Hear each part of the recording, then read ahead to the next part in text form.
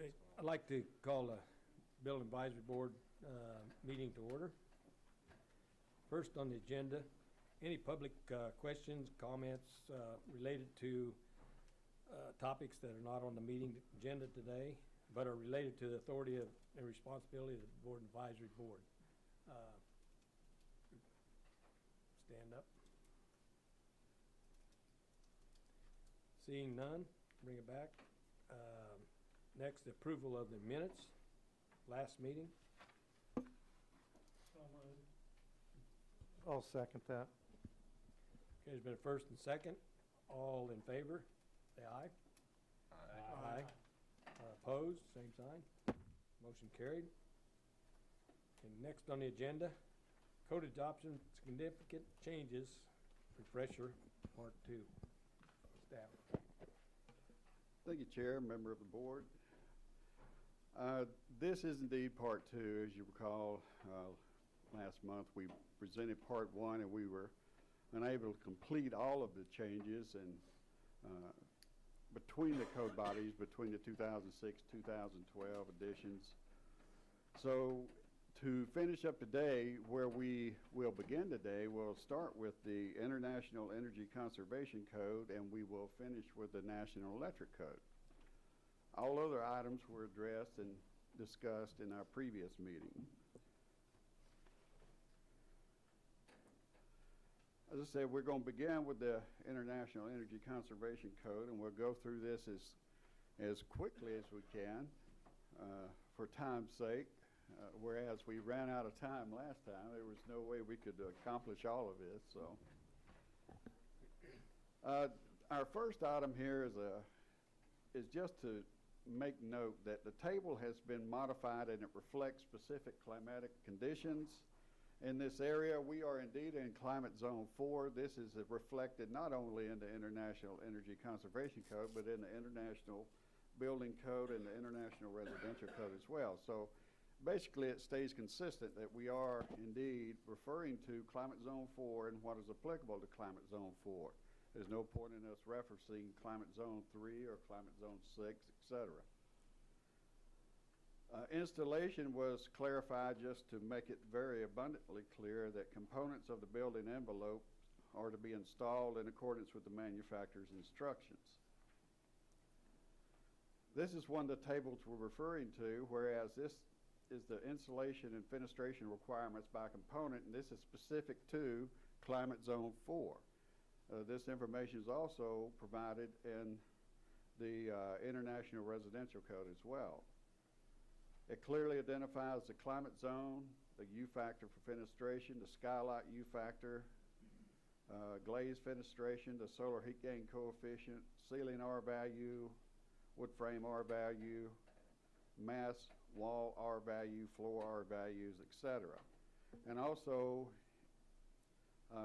these, where you see the letters E, B, C, etc., all the footnotes are explained in detail down below, and basically this mirrors the exact table that we had previously discussed when we were having our International Residential Code subcommittees and when we established the International Energy Conservation Code as a new section in the Salina Municipal Code. This is mirroring the same information. Testing is clarified to say this is done when it's required by the code official. This is done when there's an unusually tight house or there's some other circumstance going on that it needs to be tested and verified as far as air leakage.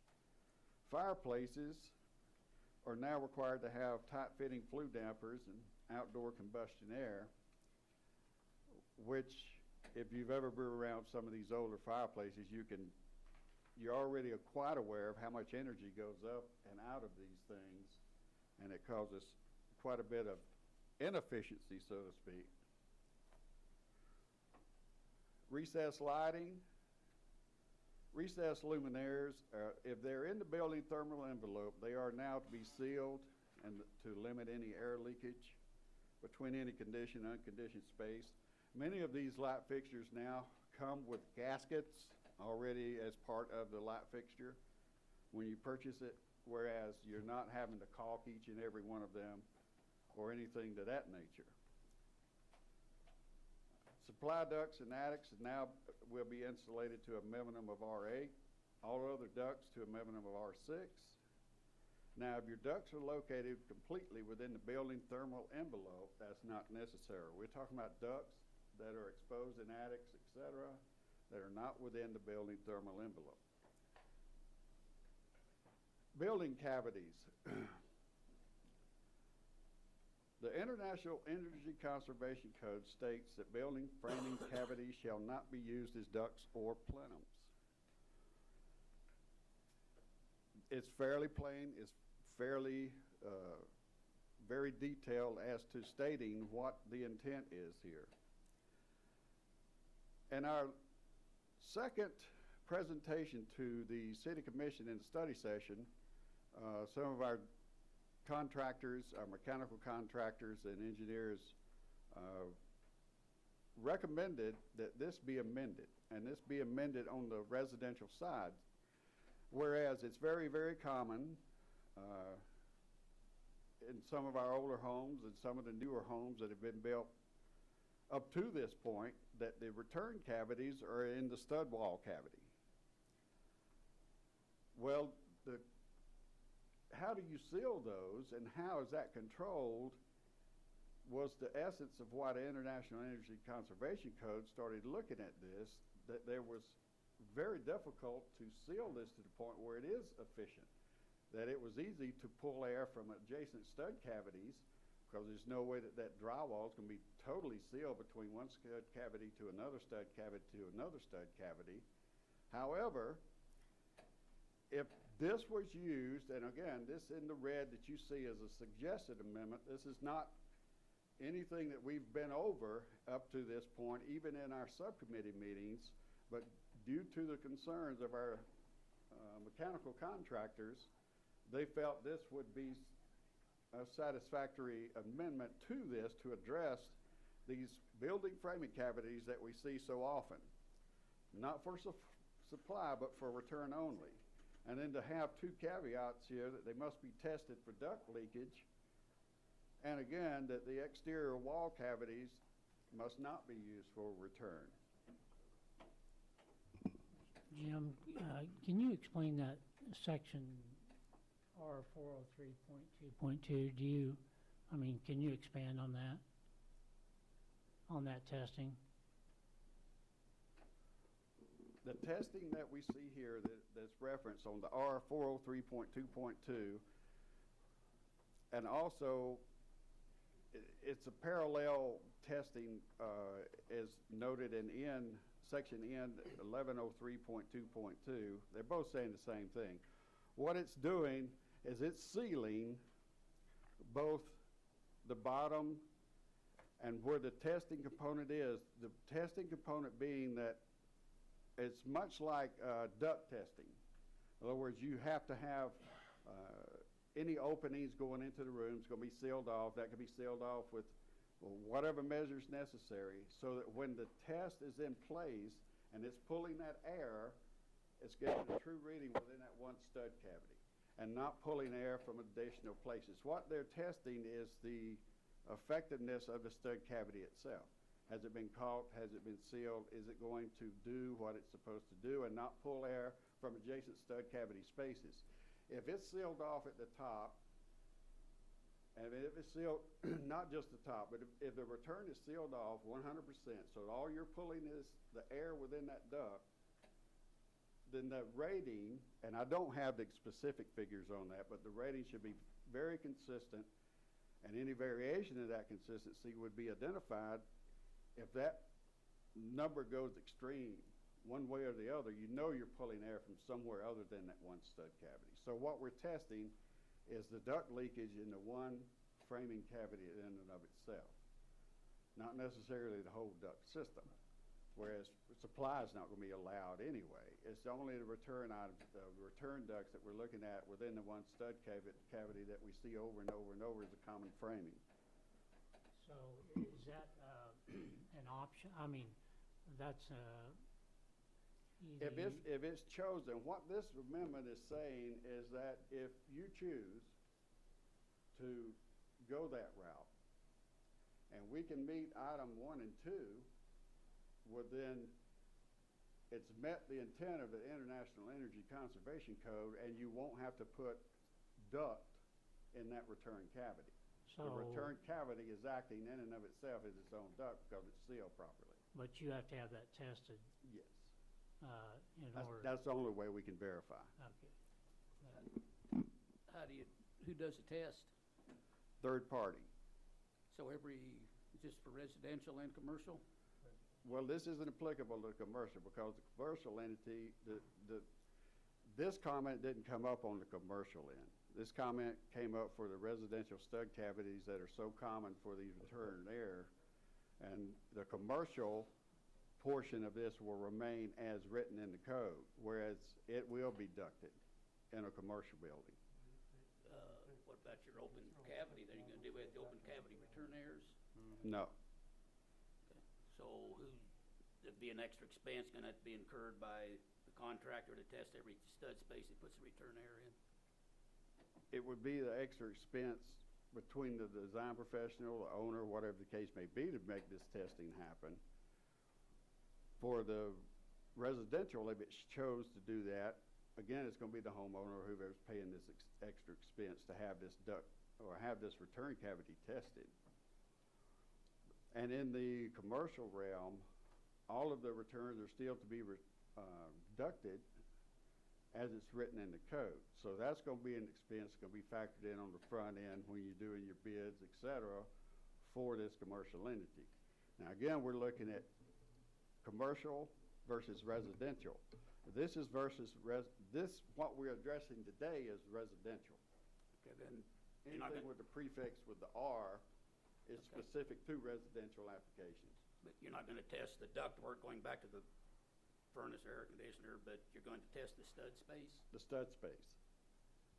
What, if you got a return air duct going through a unconditioned space, you're not gonna have to check that then? Only this return space is what's going to be tested. Just in the walls, but In the wall underneath the space. floor, The you're wall not gonna cavity test it if it itself. goes down in a floor joist cavity. and Now, taps in a into whole that. duct system, a whole ducted system can be tested. The whole system, return and supply for leaks. But for this application, and to use these as return ducts, that cavity in and of itself is going to be tested. Anything that's not ducted. Anything that's not ducted. So if you're using a joint. So that'd be the same thing. If it's in a floor joist and it's panned, it's gonna have to be tested. It was to right. be tested. Right.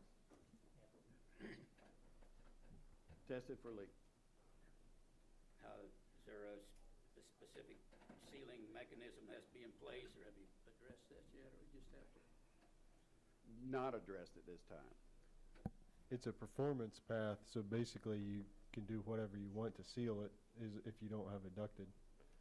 Well, typically the installer of typically you're gonna have that'd be the wallboard, or the sheet rocker is gonna be the one that has to make sure it's tight then?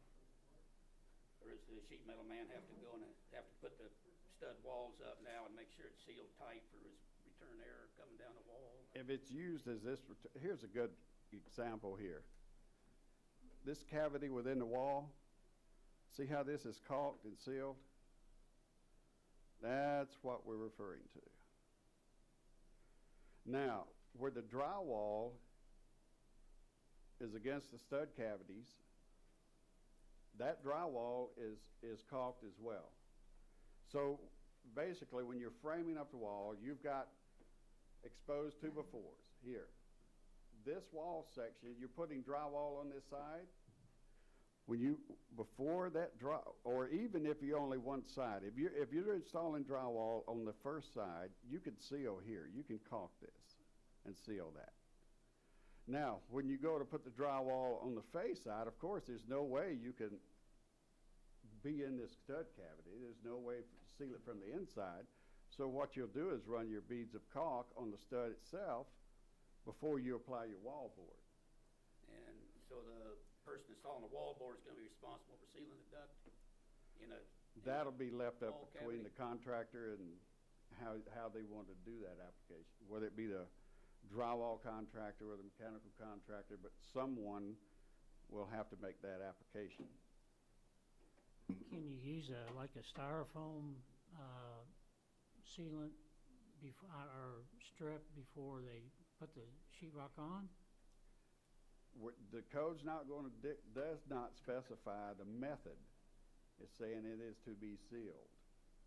So if that methodology works in your application, well then yes, it would be allowed. Okay. Well, that would allow. Or we duct it. We No. duct that Or run a return. duct up in a 2x4 wall. Or you could probably pan it yourself before they put the wallboard up. That's what I was wondering if we can use that foam wallboard and just another extra expense, but then still has to be tested on top of that. It'll be tested for the leak, this cavity.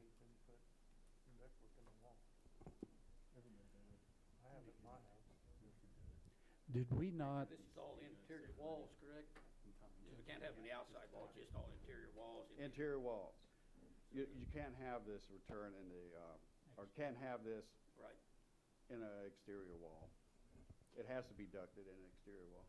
did we not vote to delete the residential section of the International Residential Code because it's word for word the same as in the IRC? I remember making that motion myself, so.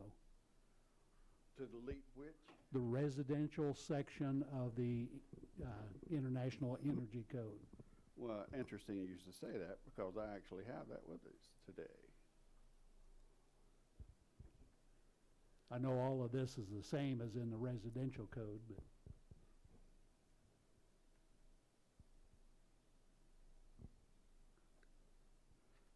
Let's go back and look at that section number.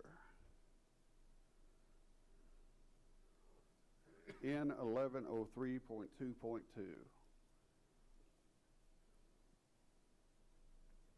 no, I'm talking the whole, anything with R in the International Energy Conservation Code. Right, but the same thing is reflected in the International Residential Code under Right. the prefix N. So our residential code that we are enforcing is, Yeah, we did, definitely. Because it's the same. That way you don't have to change two. yeah, the section R403 that I just showed you is exactly the same as N 1103.30, and I don't think we amended that out. No, when we did the Energy Conservation Code, we took the whole residential section out. Right. We didn't even go over it because it's exactly the same as in the IRC. It's exactly the same as the IRC, but we made amendments in the International Residential Code to the energy conservation provisions. Therefore, those amendments are still applicable. They're saying the same thing. I know it sounds confusing, but that section, R403, says the same thing as section N 1103.3 that we have amended, and we went through in our International Residential Code Subcommittee. They're saying the same language. And we Well, want to that's why- make sure, because I think because included it's- today, It's in, we took it out of one, it's still in the other, so. Exactly. No, I'm not questioning content at all, but just saying that we did that so we didn't have to amend it in two places.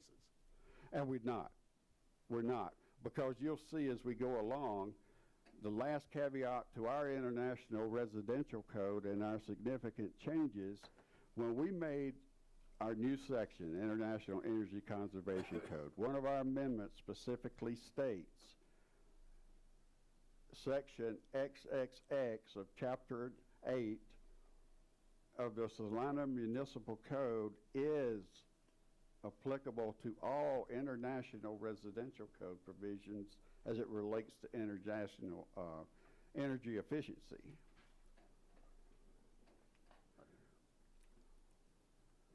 See if we can blow this up a little bit.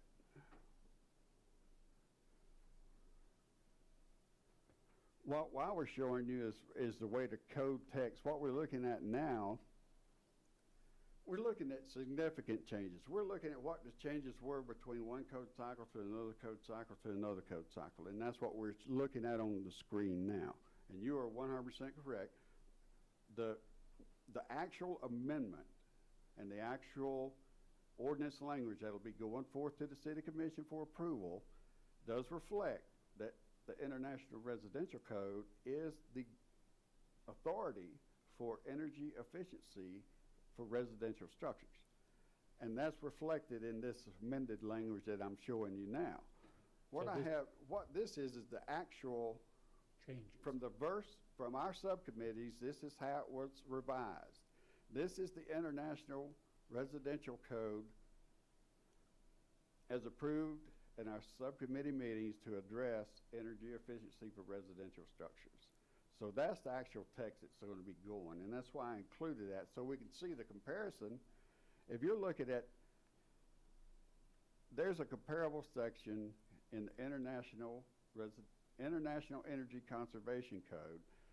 In 1102.4.1, testing is exactly the same as the one that I previously mentioned, Section R, 403, whatever that section is, they are exactly the same.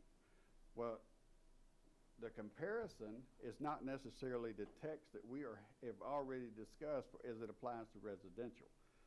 Remember, we made very few changes to the commercial, very few changes, and we'll look at that as well as we go on.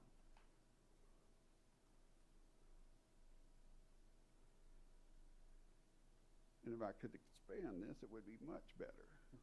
And Jim, I know I talked to you in that meeting at the city commission,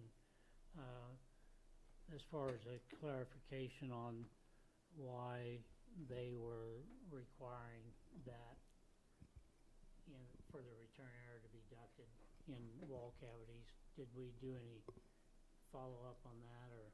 Other than this amendment that I just showed you, Yeah. Are you asking why is that's the only other input that I received. Yeah, That I it is was still the asking for desire of our builders. builders, our contractors, to use this method without ducting the return cavities. Okay. Well, and the reason why I asked that is because there's a few contractors that question the validity of losing, or of losing that air through that wall cavity. And that's part of the reason this text came up, because of that argument. Okay. This is the suggested amendment. And it was due to that conversation that this is the reason that I placed this up Right. here. Okay. And notice that this, again, this section is section N 1103.2.3, or whatever the case may be, on the residential side. They say the same in both code bodies. Could we go back to the testing on that one you had previous? Because I thought it said something about having a blower door on there and testing it with the blower door on.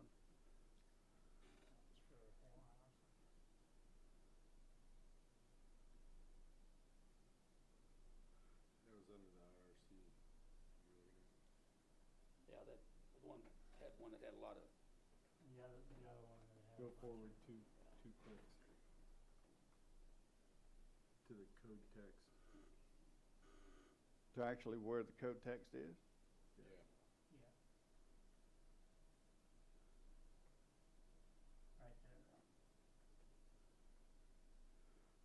That's when required by the code official. An unusually tight house, as we mentioned earlier, or unusually leaky house, as we mentioned earlier, that's when these are going to be required. This is, again, amendment. The actual text of the Energy Conservation Code is very, very specific and would require testing on almost every duct system. This is, again, one of our amendments that we had that would better serve the needs of the city of Salina without meeting all the restrictive requirements of the 2012 International Energy Conservation Code, which in and of itself is 30 to 40% more restrictive than the 2006 baseline.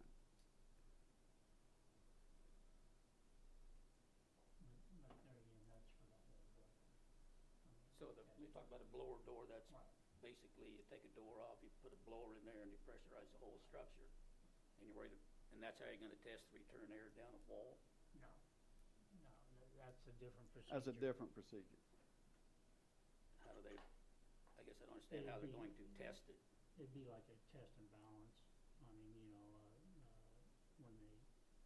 know, when they do a test and balance You on a. seal the ductwork off and pressurize it with a Well, they're fan, just with talking a about the wall calibrated cavity fan. itself, though. They're not talking about the total duct system. In this example, the way I understand it, they just wanted to seal that cavity so it doesn't get return air from the cavity next to it, which is in the same building anyhow, which, I'd have to look at that specific text, but I would be surprised. I've never heard of a test where you test a single stud cavity, but maybe there is. There is. And the exact procedure, I don't have it with me, no. yeah. Are you gonna have that inspected to see if it's caulked on the inside of the stud before they put the other side of the sheetrock on? Now, once these codes go into place and once they're approved, as part of building services, we'll be doing installation inspection as well. So on part of a rough end, we'll easily be identifying that interior, let's go back.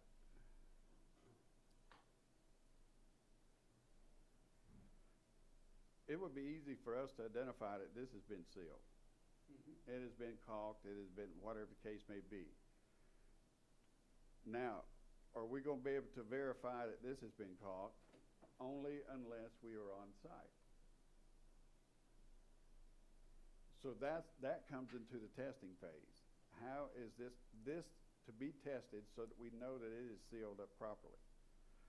Another method we may use, because this is new to all of us. It's new in the way that we're going to be looking at this. We can verify that that's been sealed. It'll be easy for us to do that. If we're on site doing other parts of the inspection so that we can verify the application of this side while we're on site, well, then we verified it as well, because we know that this has been caulked, we know it's been applied properly, and we know it's going to be sealed. Is any other testing going to be necessary at that point? No, because we've already verified that. Say we're not on site. We already know we've looked at inside the stud cavity. Is there some type of evidence that can be provided to us, photographic or otherwise, that this has been sealed as well? You just need to buy a small mini cam and stick it in the vent and look down the wall. We are talking budget constraints. You're gonna hire $30 someone to over do free. all this. I mean, that's a simple way to look in there. There's ways that we can get this verified. The best thing to do, I think, is just put duck in there and forget about it. If duck is in there, it is already a Mark, satisfactory, yes. You're removed from the, from this discussion because you're a plumber. Well, you're gonna have to test the duct anyhow. if you Well, need it. well, Have to seal it by the time you go through all this process and you have to test this and do all this, you probably save money by sticking duck in the wall and moving on. But you also have to test the duct. You're No. gonna have to No. seal the duct then. Yeah, you have to seal the duct. You got to seal And you it. don't seal it in the underneath the floor. If it's in the living quarters, you don't have to seal it, but in the wall, you're gonna have to seal it. And the wall, because- well, if it's in the floor joist, You have to You The gotta pan- You gotta test it the, too. the pan in the floor joist, that's going to be sealed as well. Caulked and sealed. But you're not gonna do if it's in the basement itself, you don't have to, like the drop down to the furnace, you don't have to seal it. Drop down to the furnace, yes. You have to seal it also. So you're Yes. gonna require all duct to be sealed, is what you're trying to say. In all residential, and it has to be tested. If you're using the stud it's cavity, ducted, not it does not have to necessarily be has to be tested. tested, it's going to have to be verified that it's been sealed. So as part of our inspection process, as part as we start going through this, we will look at the caulking, we'll look at the sealing. Before you put the pan in and the floor joist, you've selected this floor joist cavity as being your return. Well, then we want to look and see that it's been caulked and sealed before you put the pan on. The pan itself, has it been caulked and sealed For return air. for return air? And the supply air is gonna be the same way? All supply air is ducted. Well, sealed. Will it be sealed It's- also? Right. So every joint has to be used Just for caulking or like the sealing commercial. on it? And the method of sealing is also amended to allow different provisions on how you're sealing your duct, to allow tapes, et cetera.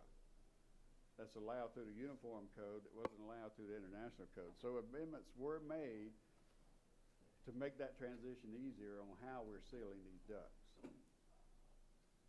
It's senseless on the return air drop in the wall.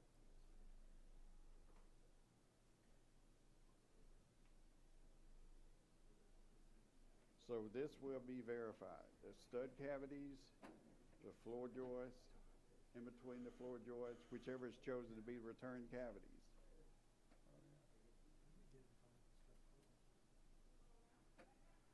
This is going to be new as well as far as attics go.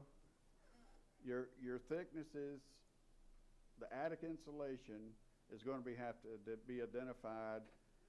Basically, you're going to have markers for every 300 square feet of throughout the attic. All of these markers are going to face the attic access door, attic access opening, where somebody could go up there and easily look and see, well, yeah, there's 14 inches of insulation or whatever was necessary for this particular project.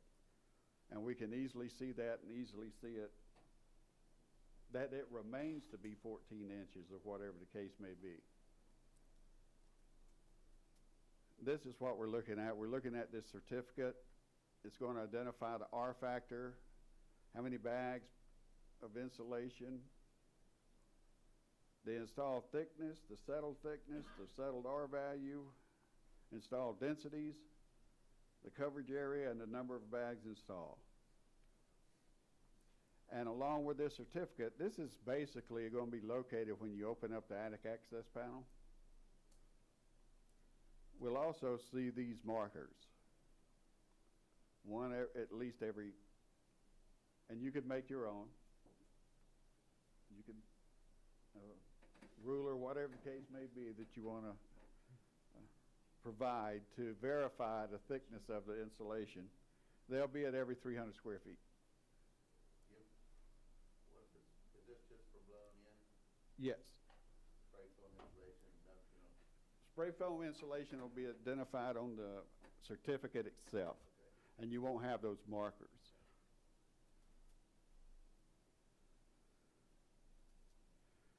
Energy efficiency certificate. This would be necessary now. This will be located, mostly it's located on, or in the proximity of the main electrical panel. That's going to identify the solar, which windows were put in and make sure they meet the U factors, the solar heat gain coefficient, all of those that were identified in the table, along with your R factors, what is the applicable insulation, the thickness of insulation, what kind of insulation.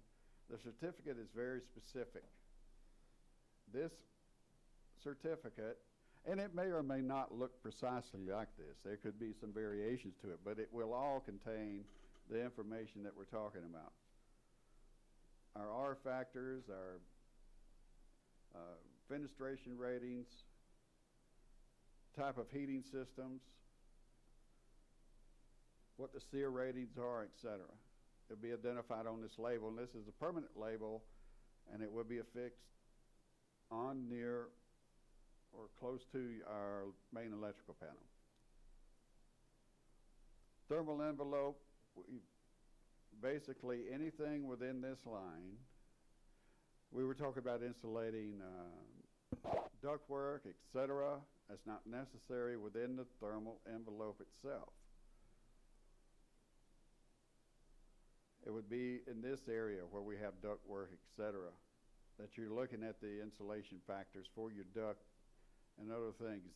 Basically, we are protecting any air coming in, any air going out within this cavity. We spray foam that roof, does that ductwork in there, does that become your building envelope to go to the roof line then?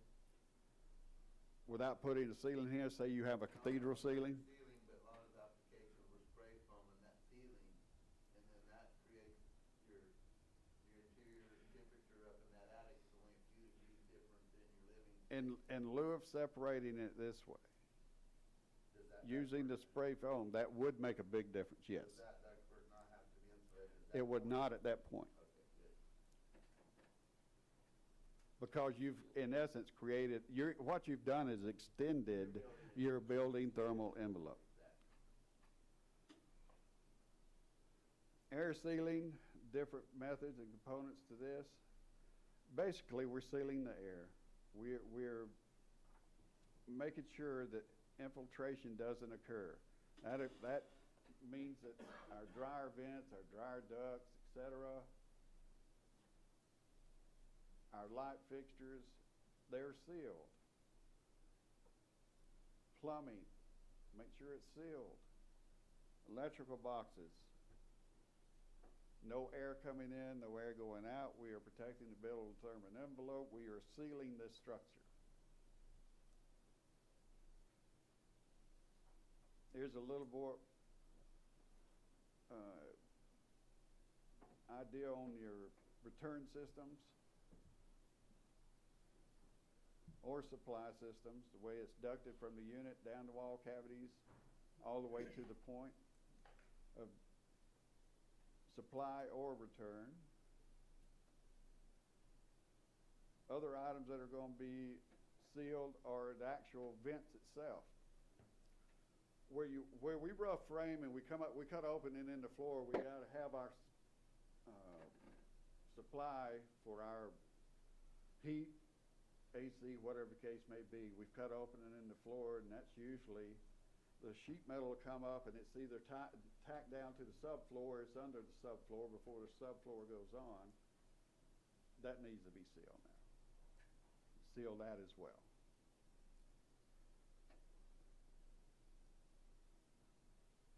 We're looking to stop air leakage.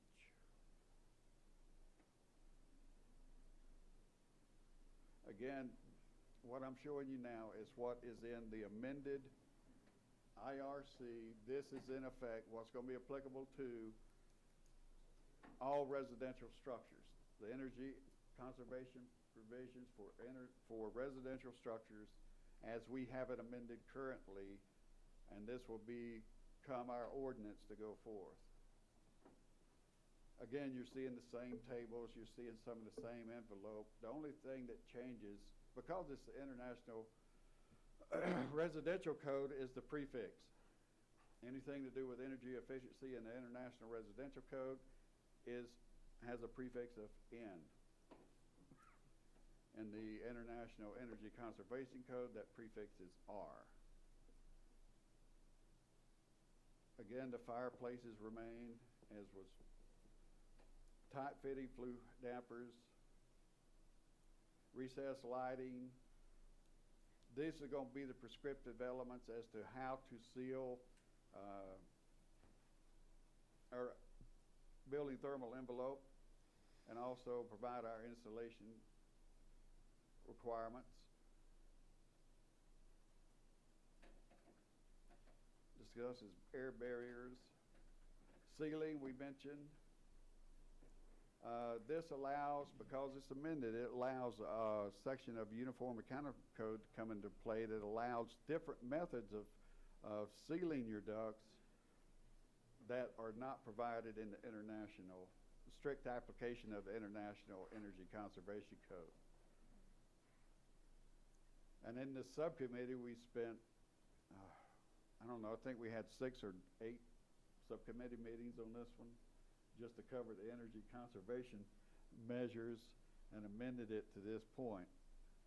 So there were many meetings, many discussions to come up with this information. Here we're looking at the same thing as far as your returns. Can you go back one page real quick?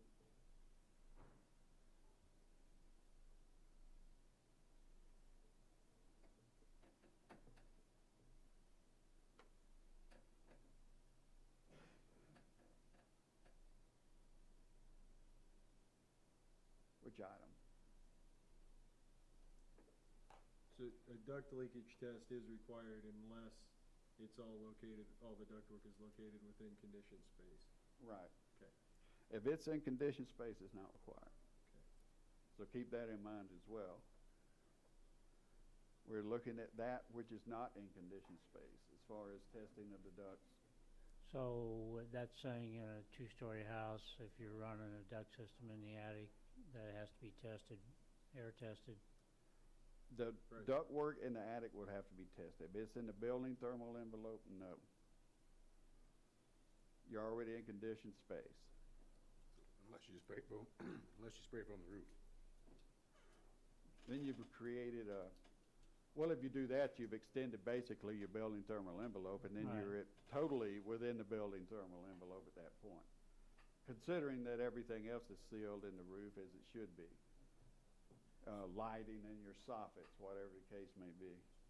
Duct has to be sealed though, Sealed and tested. sealed and tested, If it's in the outside the building thermal envelope, outside the building thermal. correct. But if it's inside the thermal envelope, you're not It gonna is worry not about it required to leaking. be tested. So a return air space on the wall is inside the envelope, so why do you need to seal it?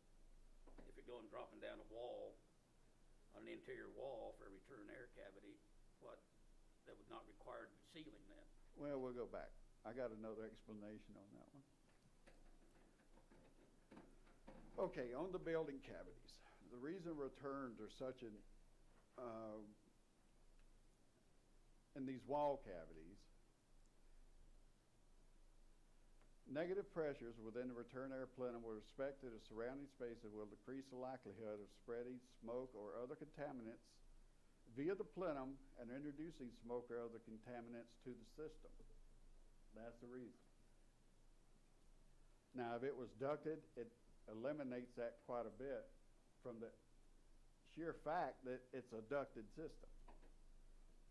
If it's in the building thermal envelope, it's not going to be tested as far as your supply ducts. But the return, if we choose to use these wall cavities as returns, that's the reason they need to be sealed, because they could pull from adjacent cavities, they can pull from adjacent spaces within that wall.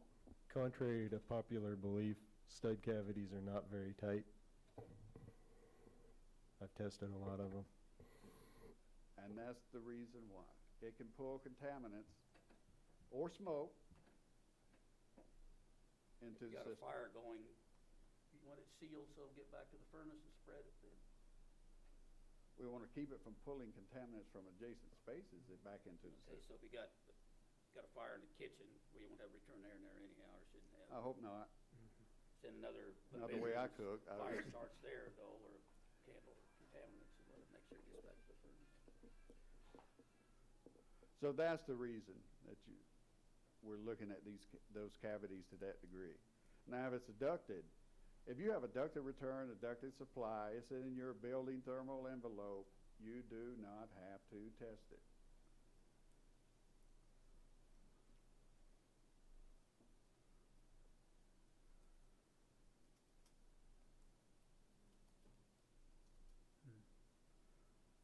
Lighting equipment, again, are fuel gas systems. They shall not have a continuous burning pilot light, and honestly, I'm not sure when I've seen the last. That's been the case for quite some time, to be honest. I don't know that I've seen a furnace or anything with a continuous burning pilot light in several years, but it's in the code now. It wasn't in there before. So, Jim, you know, I respectfully, I'm not disagreeing with you because you're probably right, but, you know, a lot of these water heaters are still, they're not, unless you have an on-demand water heater, still have a standing pilot. And the flue, Yeah. And the what? and flue also. Has to have combustion. You gotta get makeup air in there somehow for a water heater, because you're burning air. If you're burning out the building, you're kind of gonna be in trouble. But we're looking at the fuel gas systems for not specific to water heater. This is specific to your HVAC system. So you're not Is gonna what- worry about the water heater taking the combustion air out of the building, but you do the furnace. And is that with the, international, I mean, is that an amendment? This is not amended. This is exactly out the text out of the Out of the IRC. IRC, okay, International Residential Code. okay. So when you say fuel gas system, you're specifically talking about the furnace. Furnace.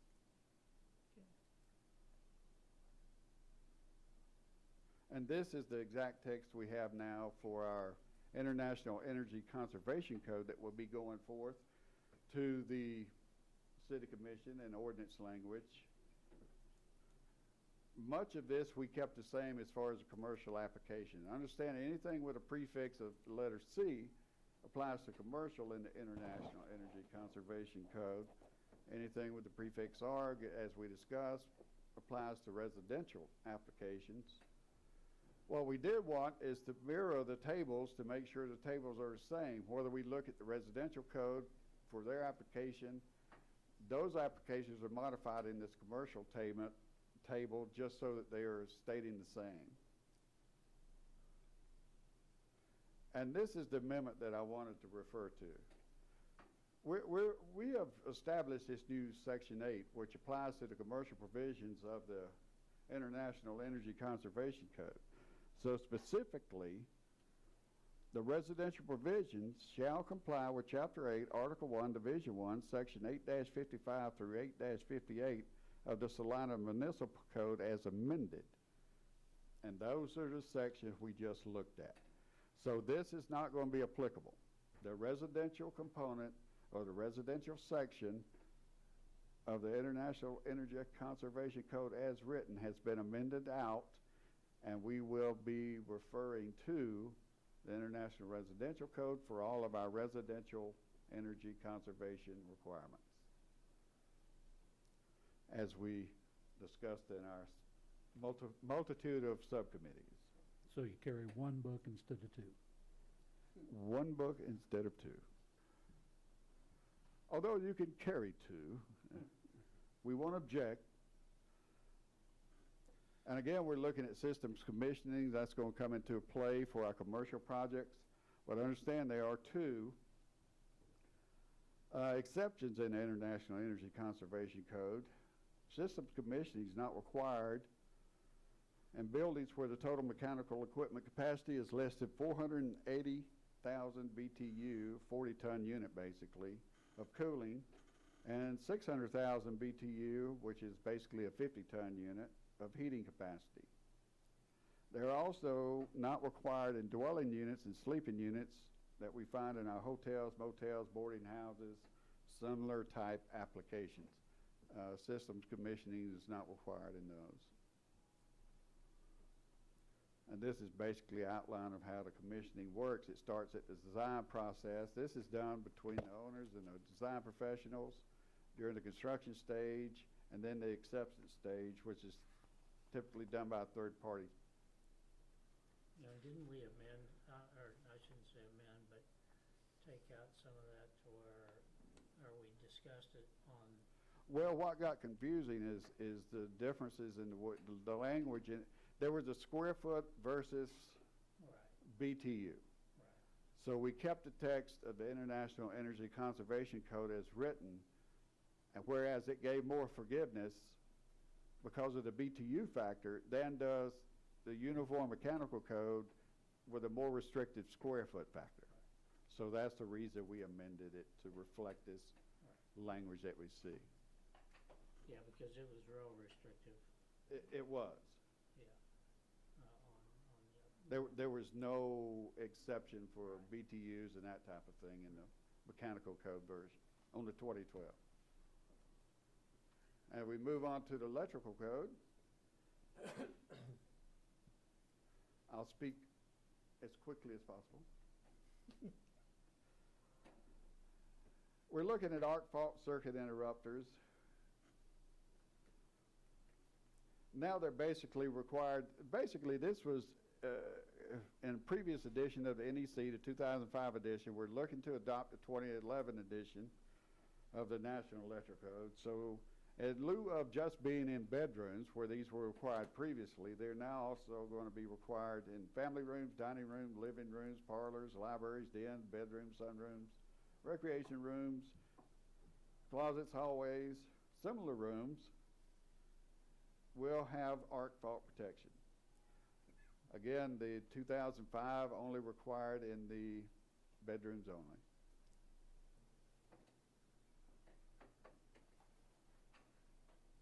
And we will finish this from the other computer. It passed away. It is sad, I know.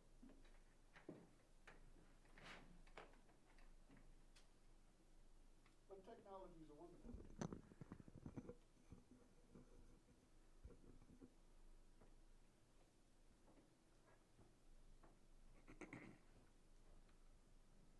This shows the locations. Can everyone hear me from this point? Okay. The green dots represent the arc fault locations where they are recommended. The blue dots, the ground fault locations. As will be recommended, as will be required by the 2011 National Electric Code. Again, arc faults are now required in many more areas than they were previously. The ground faults are basically still in the same locations they've been required for several years. This is a comparison between the two, the arc fault versus the ground fault. What they protect, how they protect, there's differences between, of course, ground faults protecting the ground fault, arc faults protecting any arc.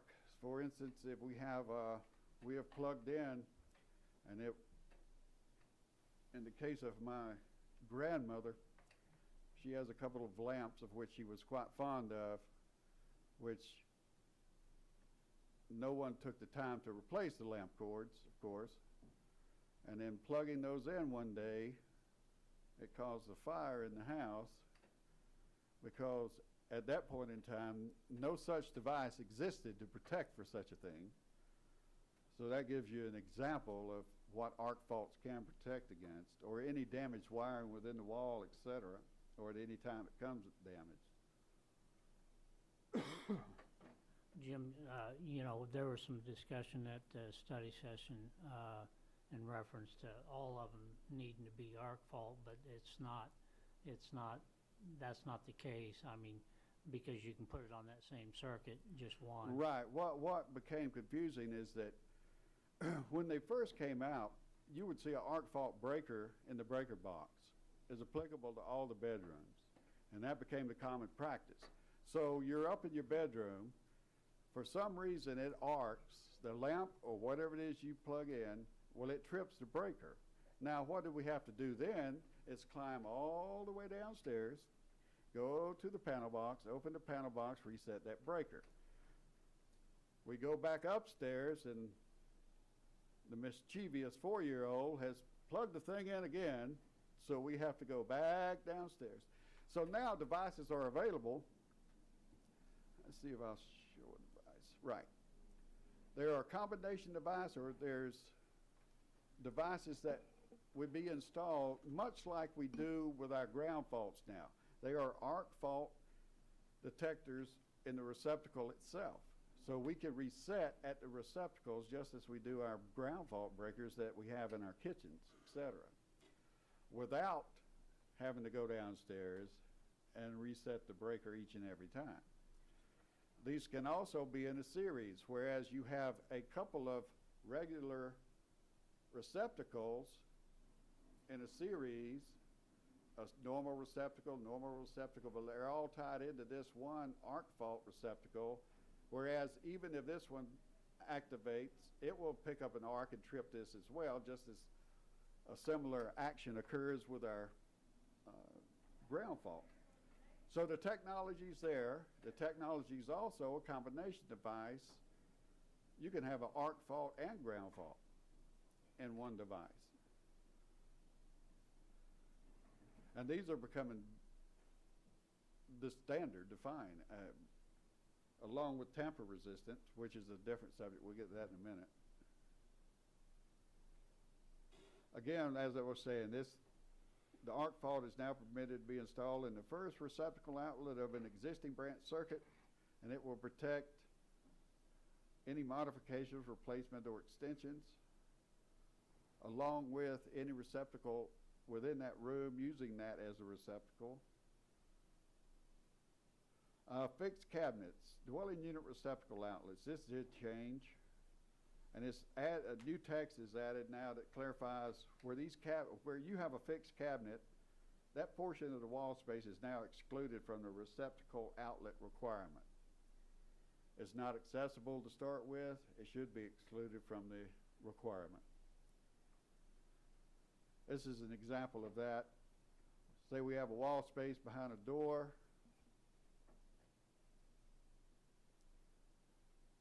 As part of the measurement to determine the location of a receptacle. And then again, any space, you got a fixed cabinet at that point. There's not going to be a receptacle at the fixed cabinet, behind the fixed cabinet, or under the fixed cabinet. So you can have the 6-foot rule on each side and not have the allowance or have to be required to place an additional receptacle.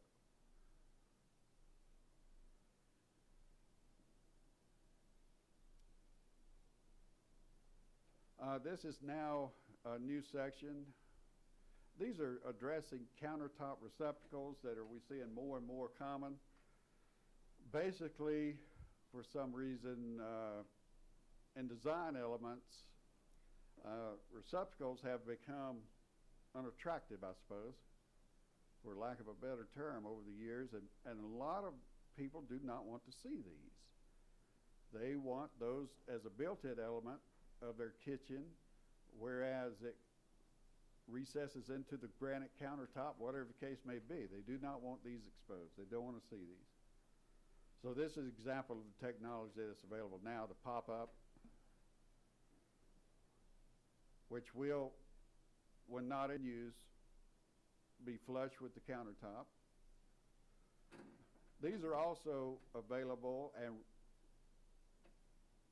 absolutely permitted by code, but of not such a attractive variety as the pop-up style. You can also use this in your dwelling unit bathrooms now. It will be allowed there as well. Whereas the previous edition of the code, you could not have this pop-up and or tombstone style in the bathroom. All balconies, decks, porches, if they're accessible from inside a dwelling unit, are required to have at least one receptacle outlet installed within the perimeter of the balcony, deck, or porch. It used to be an exception in 2005 for any area that was 20 square feet or less. That exception has been removed. So any balcony, deck, or porch, if it's accessible from the inside, must now have at least one receptacle outlet within the perimeter of that balcony, deck, or porch.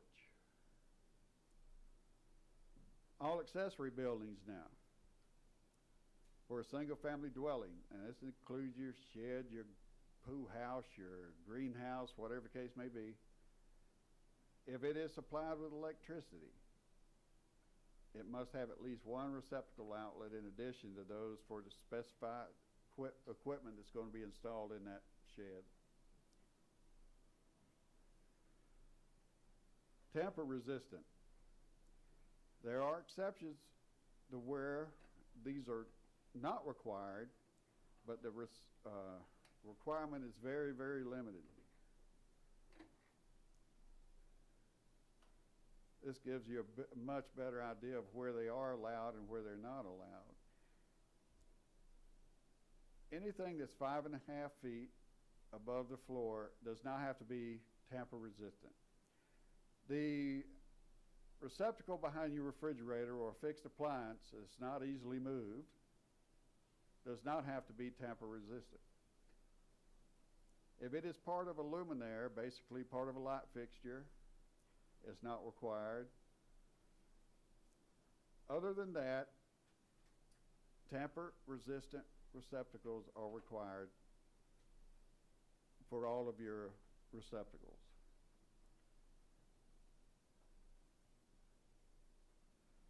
We've revised this section to now require heating cable when it's installed under the kitchen floors to be GFCI protected.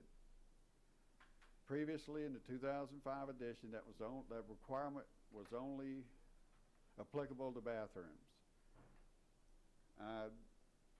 Took us some times to come to grips on this as to why it was only bathrooms before, whereas the same application applies to the kitchens, so it needed to be there as well.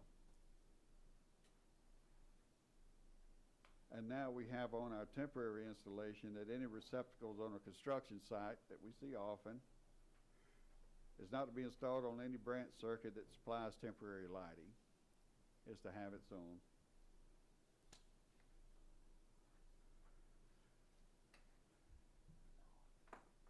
And do we have any questions and comments? There's a lot of information. It's been a lot of information. But there again, this process began almost 2 years ago, and we're almost at the finish line.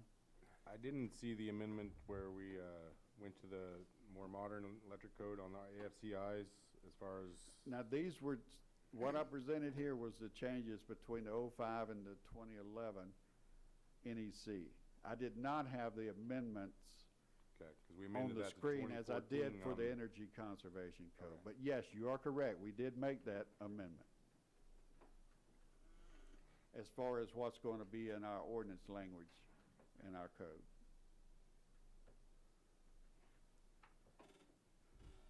Much discussion. Okay. Other business and announcements.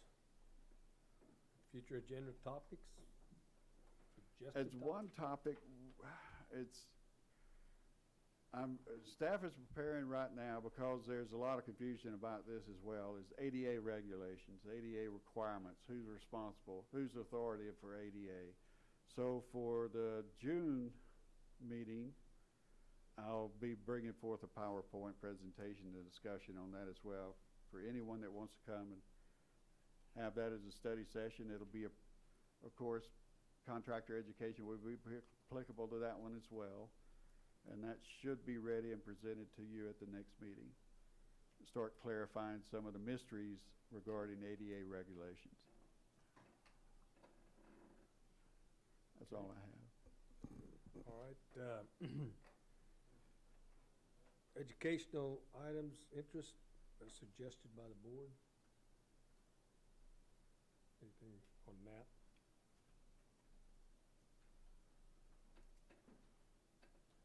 There are 2 remaining openings for youth members on the board. Any expression of interest forms may be obtained at our website, or you probably call down to the city office and find out more information on that. Anything else?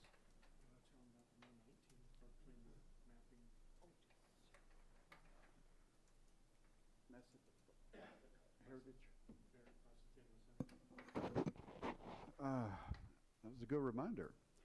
On May 19th, Heritage Hall at the Bicentennial Center from 1 to 8 p.m. is going to be a discussion presented regarding the new floodplain mapping for the city. So we indeed invite everyone to attend that. It's going to be to their interest to attend that. The floodplain mapping has changed somewhat. Much of it remained the same. There'll be representatives, not only staff there, but FEMA as well, to answer your questions regarding the new floodplain mapping. And that's, May 19th? May 19th, from 1 p.m. to 8 p.m., Bicentennial Center, Heritage Hall. And are those, good for your credits? It would be quite the education, that's for certain. Okay. So for continuing education, it would be allowed, yes, Okay. for non-code type credit. And are you serving supper? I was not informed that we were. Oh. Okay. Oh, Come and go as you please, yes. okay. Okay, if that's all, anything else, meeting's adjourned.